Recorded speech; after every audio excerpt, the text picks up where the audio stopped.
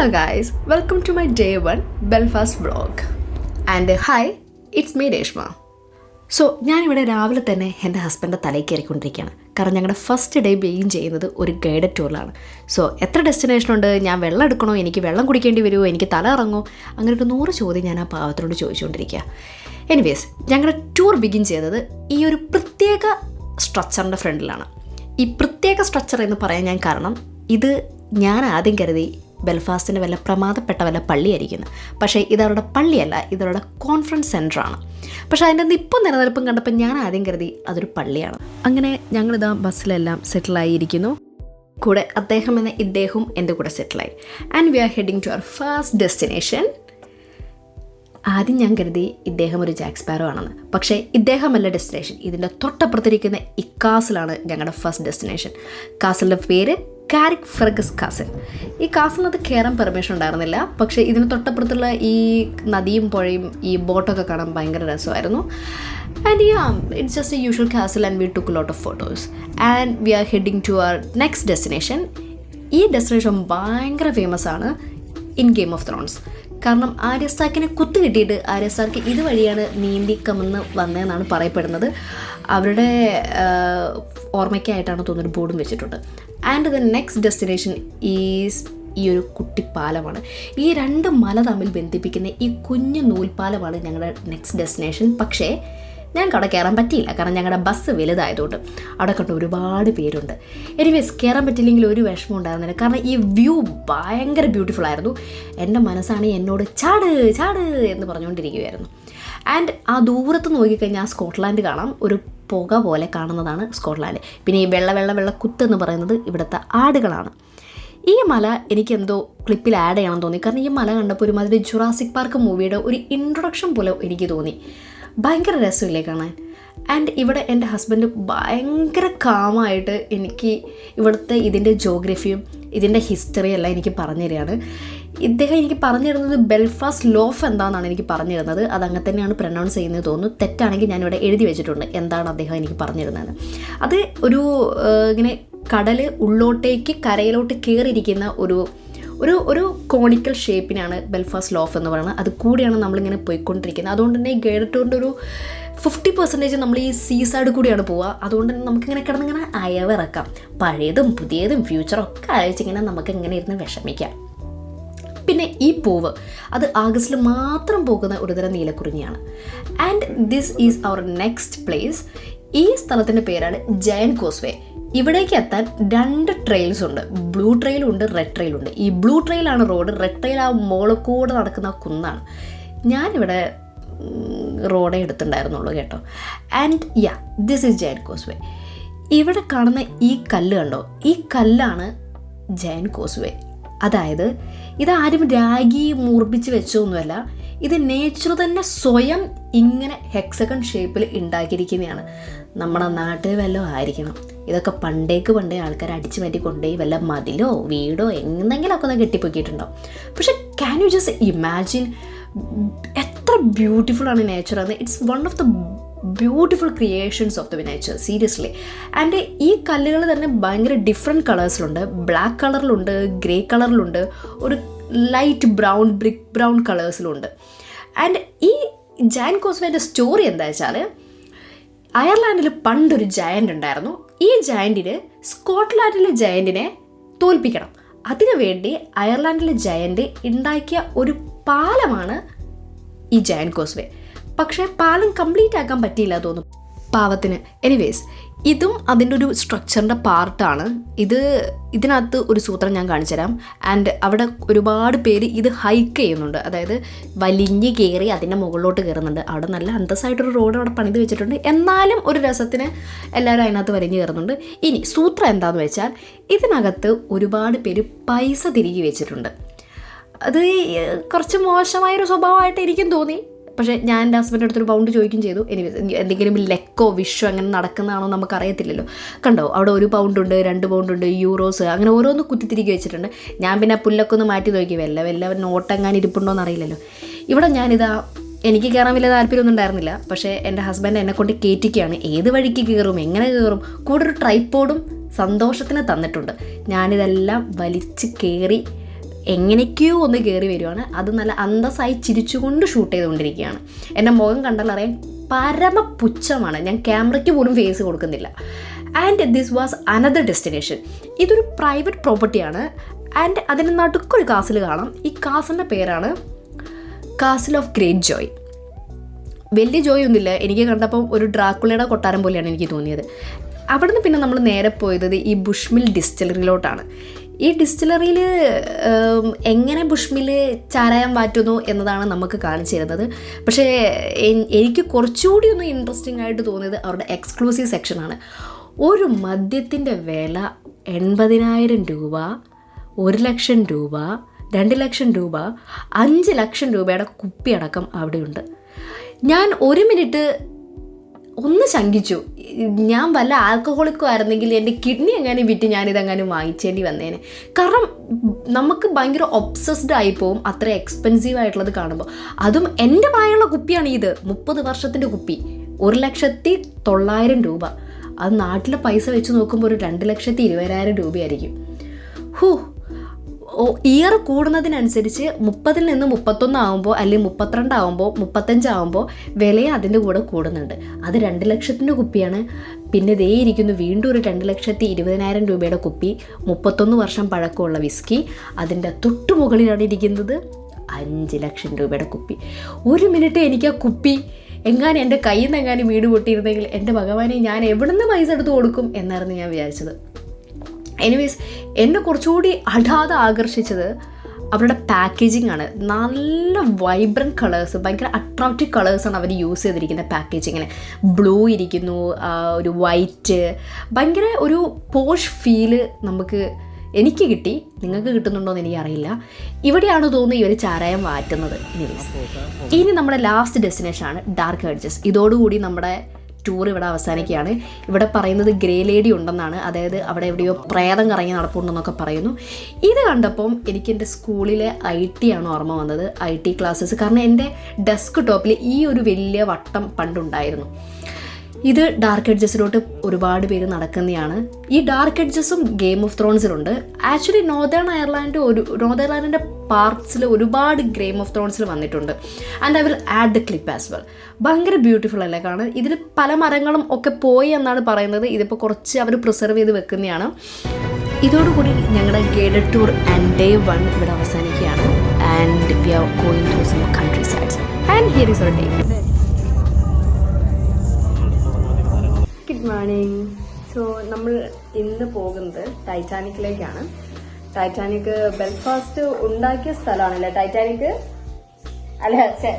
ഉണ്ടാക്കിയ സ്ഥലമല്ലേ Belfast? Well, on that note of we started our second day of Belfast. ഇന്ന് ഞങ്ങൾ പോകുന്നത് ബെൽഫാസ്റ്റ് ടൈറ്റാനിക് എക്സ്പീരിയൻസിലോട്ടാണ്. And we took the bus tickets and we reached over there. ഇത് കാണാൻ നല്ല രസമല്ലേ? ഇത് എഴുതിയിരിക്കുന്നത് ടൈറ്റാനിക് എന്നാണ്. പക്ഷേ ഓൺ ഐസിൽ അത് കുറച്ച് എനിക്ക് ക്ലിയർ ആയിട്ട് തോന്നിയില്ല. പക്ഷേ വീഡിയോ എടുത്തപ്പോഴാണ് എനിക്ക് കുറച്ചുകൂടി ഒന്ന് ക്ലാരിറ്റി കിട്ടിയത്. And this is the building. ഇവിടെയാണ് ബെൽഫാസ്റ്റിലാണ് ടൈറ്റാനിക് ഉണ്ടാക്കിയത്. അതുകൊണ്ട് തന്നെ ഒരു ടൈറ്റാനിക് ബെൽഫാസ്റ്റ് എക്സ്പീരിയൻസ് ആണ്. ഇത് കൂടുതലും ഹിസ്റ്റോറിക്കലാണ്. എനിക്ക് വലിയ താല്പര്യമില്ല, പക്ഷേ എൻ്റെ ഹസ്ബൻഡിന് ഭയങ്കര ഇഷ്ടമാണ് ഹിസ്റ്ററി. അതുകൊണ്ടാണ് ഞാനും ഒന്ന് കൂടെ എലോങ് പോയത്. ഇത് വാൾ ഓഫ് സ്റ്റീൽ, അത് കുറച്ച് ഈ എക്സ്പീരിയൻസിൽ ആഡ് ചെയ്തിട്ടുണ്ട്. അത് ഞാനിവിടെ ആരമാർക്ക് ഇട്ടു. And this is our beautiful Titanic. പാവം മുങ്ങിപ്പോയി. ആൻഡ് ടൈറ്റാനിക്കിൻ്റെ പ്രൊപ്പലേഴ്സ് ആക്ച്വലി ഒരു ഡബിൾ ഡക്കർ ബസ്സിൻ്റെ അത്ര വലുപ്പം ഉണ്ടെന്നാണ് പറയുന്നത്. And here I am doing some games. കാരണം ഇത് കുറച്ചുകൂടി ഹിസ്റ്റോറിക്കൽ ആയതുകൊണ്ടും ബോറിംഗ് ടോപ്പിക് ആയതുകൊണ്ടും ഇവരത് മാക്സിമം എൻ്റർടൈൻ ചെയ്യാൻ ഒരു ക്വസ്റ്റ്യനേഴ്സും പിന്നെ 2-3 ഗെയിംസ് എല്ലാം ഇൻക്ലൂഡ് ചെയ്തിരുന്നു. അതാണ് ഞാനവിടെ ചെയ്തുകൊണ്ടിരുന്നത്. And this is another yet experience. ഇതെന്ന് പറഞ്ഞു കഴിഞ്ഞാൽ എങ്ങനെയായിരുന്നു ടൈറ്റാനിക്കിൻ്റെ ഉൾവശം എന്നുള്ളത് ഒരു വീഡിയോ ക്ലിപ്പ് വഴി it was more like watching A movie. വളരെയധികം അടിപൊളിയായിരുന്നു. ഇത് ടൈറ്റാനിക്കിൻ്റെ ഏറ്റവും ലോവർ ഫ്ലോറാണ്. അവിടെ എങ്ങനെയായിരുന്നു, എത്ര മെഷീൻസ് ഉണ്ടായിരുന്നു, എങ്ങനെയായിരുന്നു ഇത് മാനുഫാക്ചർ ചെയ്തത്, അതെങ്ങനെയായിരുന്നു വർക്ക് ചെയ്തുകൊണ്ടിരുന്നത്, എങ്ങനെയാണ് ടൈറ്റാനിക്കിൻ്റെ എൻജിൻ വർക്ക് ചെയ്തത്, ഇത്തരം സോർട്ട് ഓഫ് എക്സ്പ്ലനേഷനാണ് ഈ ലോവർ ഗ്രൗണ്ട് ഫ്ലോറിൽ നമുക്ക് കാണുന്നത്. ഈ കോളിൻ്റെ അങ്ങനെ ഒരുപാട് സൗണ്ടും ഒരുപാട് മെഷീൻസിൻ്റെയും ഒക്കെ സൗണ്ടാണ് ഇവിടെ കൂടുതലുള്ളത്. ആൻഡ് ഇവിടുന്ന് നേരെ നമ്മൾ തൊട്ട് മുകളിലത്തെ ഫ്ലോർ എന്ന് പറയുന്നത് സെക്കൻഡ് ക്ലാസ്സിൻ്റെ ഡൈനിങ് എക്സ്പീരിയൻസ് ആണ്. ഈ സെക്കൻഡ് ക്ലാസ്സിൻ്റെ ഡൈനിങ് എന്ന് പറഞ്ഞു കഴിഞ്ഞാൽ പ്രത്യേകിച്ച് നമ്മുടെ ഹോസ്റ്റലിലെ ഒരു ക്യാൻറ്റീൻ ഫീലാണ് എനിക്ക് കൂടുതലും വന്നത്. കാരണം as you can see from the image itself, ആ ഒരു വീഡിയോയിൽ തന്നെ കാണാം ഒരു ചെറിയൊരു ഒരു ടേബിളുണ്ട്, അതിന് ചുറ്റും കുറച്ച് casual chairs without any sort of decorations or anything. ഇനി ഇതിൻ്റെ കൂടെ തന്നെയാണോ ഇവരുടെ ലീവിങ് സ്പേസ് എന്നുള്ളതും ഒരു ഡൗട്ടുണ്ട്. കാരണം അവിടെ തന്നെ ബെൽഫാസ്റ്റിൽ തന്നെ സെക്കൻഡ് ക്ലാസ്സിൻ്റെ ടിക്കറ്റ്സും ഫസ്റ്റ് ക്ലാസ്സിൻ്റെ ടിക്കറ്റ്സ് എല്ലാം ഇപ്പോഴും ഡിസ്പ്ലേക്ക് വെച്ചിട്ടുണ്ട്. ആൻഡ് ഇവിടുന്ന് നേരെ പോകുന്നത് ഫസ്റ്റ് ക്ലാസ്സിൻ്റെ ലിവിങ് സ്പേസിലാണ്. അത് നമുക്ക് ആ ഒരു ഡിസ്റ്റിങ്ക്റ്റ് ആയിട്ടുള്ള ആ ഡിഫറൻസ് നമുക്ക് മനസ്സിലാവും. ഭയങ്കര വിവിഡാണ് ആ difference. And this is the first class dining experience. നോക്ക് എത്ര ബ്യൂട്ടിഫുൾ ആയിട്ടാണ് അവരത് അറേഞ്ച് ചെയ്തിരിക്കുന്നത്, അതും അന്നത്തെ കാലത്ത്. ആൻഡ് ഇപ്പോഴും എൻ്റെ ഈ ഒരു പിക്ചേഴ്സ് അല്ലെങ്കിൽ ഈ മൂവിങ് സീനറി കാണുമ്പോൾ എനിക്ക് ഇപ്പോഴും ടൈറ്റാനിക്കിൽ റോസും ജാക്കും എല്ലാവരും കൂടി ഇരുന്ന് ഡൈനിങ് ചെയ്യുന്ന ഒരു ഷോട്ട്, ഒരു മൂവി ക്ലിപ്പാണ് എൻ്റെ തലയിൽ എനിക്ക് പെട്ടെന്ന് ഓർമ്മ വന്നത്. And also this one also, ഇത് മൂവിയുടെ അവസാനം റോസ് ജാക്കിനെ കാണുന്നൊരു സീനുണ്ട്. ലൈക്ക് ജാക്ക് ആ ഒരു ക്ലോക്കിൽ നോക്കിക്കൊണ്ട്. ആൻഡ് ഐ ഗെസ് ഈ ഡയറക്ടർ പ്രോബബ്ലി ഇതിൽ നിന്നായിരിക്കും ഇൻസ്പയർഡ് ആയിട്ട് ഇത് ടോപ്പ് നോച്ച് വിത്തൗട്ട് ഈവൻ ഒരു കറക്ഷനും ഇല്ലാണ്ട് ഇത് അതുപോലെ തന്നെയാണ് ടൈറ്റാനിക് മൂവിയിൽ റെപ്രസെൻ്റ് ചെയ്ത് വെച്ചിരിക്കുന്നത്. കണ്ടിന്യൂറ്റി, ഡീറ്റെയിൽസ്, എവറിത്തിങ് എല്ലാം സൂപ്പറായിരുന്നു. ആൻഡ് ഇതിൻ്റെ തൊട്ട് മുകളിലായിരിക്കും പ്രോബബ്ലി നമ്മുടെ കപ്പിത്താൻ കപ്പി വലിക്കുന്നത്. ആൻഡ് ഇത് വളരെയധികം നല്ലൊരു എക്സ്പീരിയൻസ് ആയിരുന്നു. ഞാനിത് ഐ ഡിഡ്ന്റ് ഈവൻ എക്സ്പെക്റ്റ് ഇങ്ങനൊരു മൂവി പോലെ നമുക്ക് വീണ്ടും നമ്മളെ ബ്രിങ് ബാക്ക് ചെയ്യും ഓൾ ടൈറ്റാനിക് എക്സ്പീരിയൻസ് എന്നുള്ളത്. സെക്കൻഡ് ഞങ്ങൾ പോയത് ഈ ഒരു പ്ലേസിലോട്ടാണ്. ഇത് ലിസ്റ്റ് ഓഫ് പീപ്പിളാണ്, രക്ഷപ്പെട്ടവരുടെയും മരിച്ചവരുടെയും ലിസ്റ്റാണ്. 1512 പേര് മരിക്കുകയും 713 പേര് രക്ഷപ്പെടുകയും ചെയ്തു. ഈ 713 പേരിൽ കൂടുതലും കുട്ടികളും സ്ത്രീകളുമാണ്. പോരാത്തതിന് അവിടുന്ന് എക്സ്കവേറ്റ് ചെയ്ത വയലിൻ, ഈ ക്ലോക്ക്, പിന്നെ ഒരുപാട് പ്ലെൻറ്റി ഓഫ് സ്റ്റോറീസ് ഉണ്ട് റിലേറ്റഡ് ടു ടൈറ്റാനിക്. ഇത് കണ്ടു കഴിയുമ്പോൾ നമുക്ക് കുറച്ചൊരു വിഷമം വരും, but the experience was really worth it.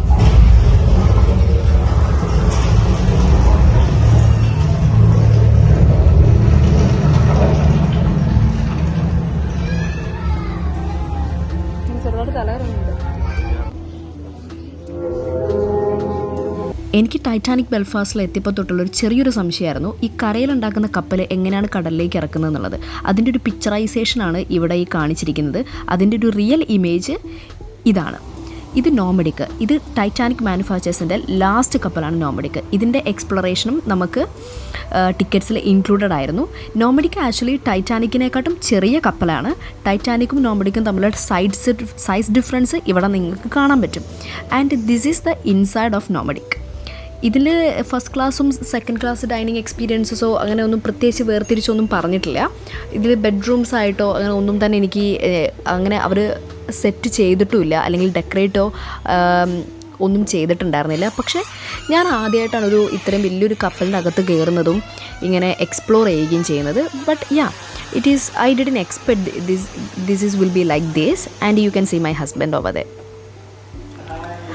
And ഇത് ഗ്രൗണ്ട് ഫ്ലോർ ആണ്. പക്ഷേ ഈ റെഡ് ചെയർസ് കണ്ടപ്പോൾ എനിക്ക് എന്താണെന്ന് അറിയില്ല, എനിക്ക് എൻ്റെ കോളേജിലെ ക്യാൻറ്റീനാണ് പെട്ടെന്ന് ഓർമ്മ വന്നത്. And this is gift shop. ഈ ഗിഫ്റ്റ് ഷോപ്പിൽ എനിക്ക് വലിയതായിട്ടൊന്നും വാങ്ങാനില്ല, പക്ഷേ എവിടെ പോയാലും ഒരു മാഗ്നറ്റ് മേടിക്കുന്നത് അദ്ദേഹത്തിൻ്റെ പണിയായതുകൊണ്ട് ഒരുപാട് ആർഗ്യുമെൻറ്റ്സിനും ഫൈറ്റിനും ശേഷം ഞങ്ങൾ ഇത് വാങ്ങാം എന്ന് തീരുമാനിച്ചു. നല്ല രസമില്ലേ, നല്ല ഭംഗിയില്ലേ കാണാൻ. ആൻഡ് ഞാൻ ക്വസ്റ്റ്യനെയർ കംപ്ലീറ്റ് ചെയ്ത് എനിക്ക് സർട്ടിഫിക്കറ്റ് കിട്ടി. Welcome to day 3. ഇത് ഞങ്ങൾ താമസിച്ചിരുന്ന എയർബിഎൻബിൻ്റെ തൊട്ടടുത്തുള്ളൊരു ഗാർഡനാണ്. ഈ ഗാർഡൻ കാണാൻ ഒട്ടും എക്സ്പെക്റ്റ് ചെയ്യാണ്ട് പോയൊരു ഗാർഡനായിരുന്നു. പക്ഷേ ഈ ഗാർഡൻ എനിക്ക് ഭയങ്കര ഇഷ്ടപ്പെട്ടു. കാരണം എനിക്ക് ചെറുപ്പം തൊട്ട് ഇതുപോലൊരു ഗാർഡൻ എൻ്റെ വീട്ടിലെ ബാക്കിയുള്ള സെറ്റ് ചെയ്യണമെന്ന് എൻ്റെ വലിയൊരു ആഗ്രഹമായിരുന്നു. അതിൽ തന്നെ എസ്പെഷ്യലി ഈ റൂഫാണ് ഞാൻ കൂടുതലും ഫോക്കസ് ചെയ്യാറ്. കാരണം ഇങ്ങനത്തെ ഗ്ലാസ് റൂഫും അതിനടിയിൽ ഒരു കസേരയിട്ട് ഇങ്ങനെ ഇരിക്കണം. നല്ല രസമില്ല ഗ്ലാസ് റൂഫ് കാണാനെല്ലാം. പിന്നെ ഈ ചെടികളും ഒരു എന്താ പറയുക, ഭയങ്കര ഒരു പ്രത്യേകതരം തണുപ്പും വളരെയധികം നല്ല സ്മെല്ലുമായിരുന്നു ഇവിടെ ഉണ്ടായിരുന്നത്. നമ്മുടെ തൊടിയിൽ കാണുന്ന പലതരം ചെടികൾ ഇവിടെ വലിയ കാര്യത്തിൽ കയറ്റിയെടുത്ത് വെച്ചിട്ടുണ്ട്. പോരാത്തന്നെ ഒരു കാർഡും തൂക്കി വെച്ചിട്ടുണ്ട്.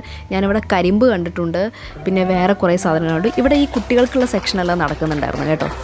ആൻഡ് ഈ ട്രെയിലിൽ കൂടെ ഇങ്ങനെ നടക്കുമ്പോൾ എനിക്ക് കൂടുതലും ഒരു ഡിഫറെൻറ്റ് കൈൻഡ് ഓഫ് മൂവി ക്ലിപ്സാണ് എനിക്ക് ഓർമ്മ വന്നത്. ഹാരി പോട്ടർ എനിക്ക് ഓർമ്മ വന്നു, ആൻഡ് ജുറാസിക് പാർക്ക് എനിക്ക് ഓർമ്മ വന്നു. എന്താ റീസൺ എന്നൊന്നും എനിക്കറിയില്ല.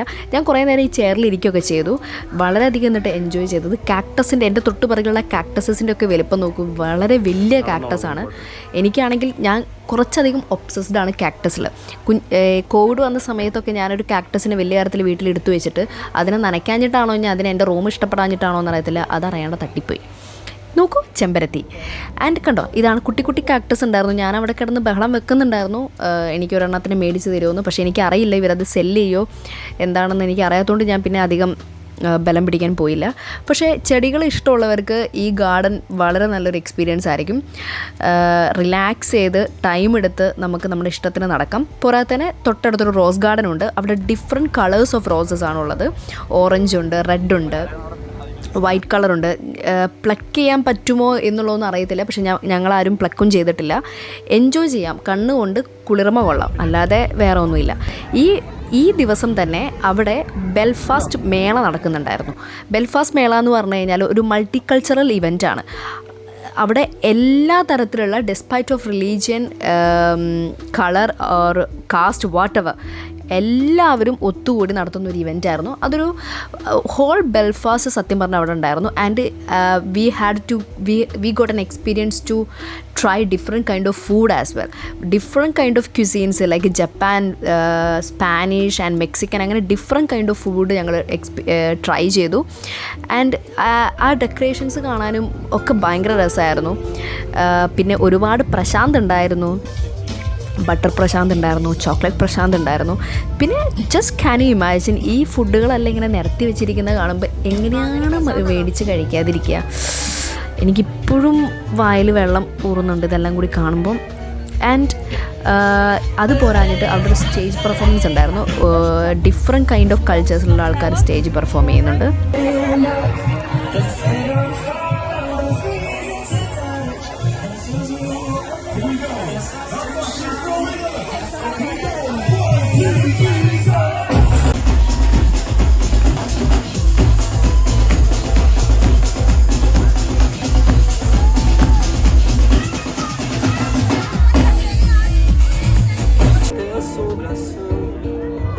Essa má educação pra conseguir.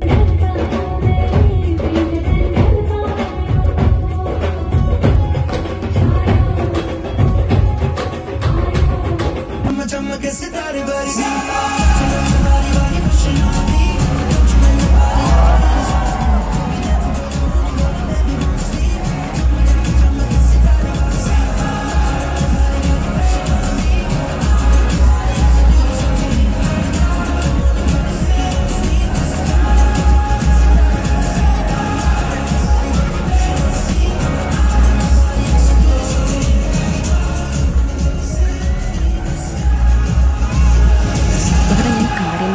പാത്രത്തിൽ സൗണ്ട് ഉണ്ടാക്കിക്കൊണ്ടിരിക്കുകയാണ്. ആ സൗണ്ട് എത്രത്തോളം നിങ്ങളെ ഇൻഫ്ലുവൻസ് ചെയ്യുമെന്നുള്ളത് ചേച്ചി എനിക്ക് പറഞ്ഞു തന്നുകൊണ്ടിരിക്കുകയാണ്.